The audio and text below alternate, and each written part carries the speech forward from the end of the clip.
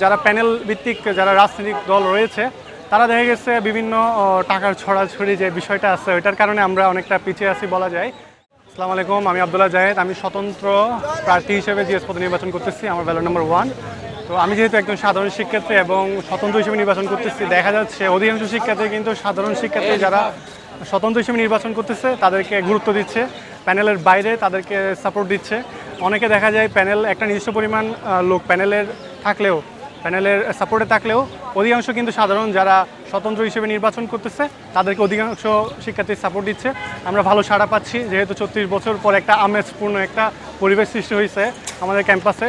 একজনের সবার সাথে সবার একটা কানেকশন তৈরি হচ্ছে, যেটা আগে কখনো ছিল না। তো এটা আমাদের একটা ভালো দিক বলা যায়।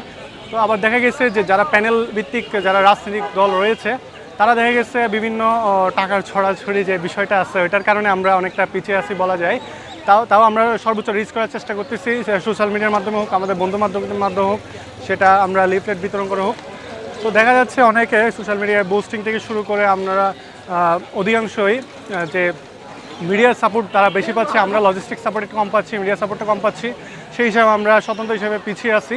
তো যেহেতু একটা বিশ্ববিদ্যালয় শিক্ষার্থী হিসেবে আমি যে স্বতন্ত্র পদে নির্বাচন করতেছি, আমি চাই প্রত্যেকটা শিক্ষার্থীর যাতে নেতৃত্বদানের যোগ্যতা থাকুক, এটা আমি চাই।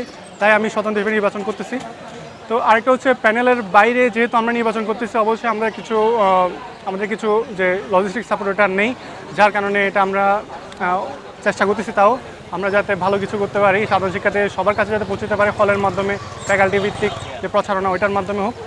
তারপর যে প্যানেল ভিত্তিক যে দলগুলো আছে তারা অধিকাংশ টাকা ছড়াছড়ি যেটা করতেছে, সেটা ফেসবুকে হোক, সেটা লিফলেটে, মানে 10 গুণ একটা শিক্ষার্থীকে 10 বার যে লিফলেট দেওয়া হচ্ছে, তো ওইভাবে কিন্তু আমাদের জন্য কষ্ট হয়ে যাচ্ছে।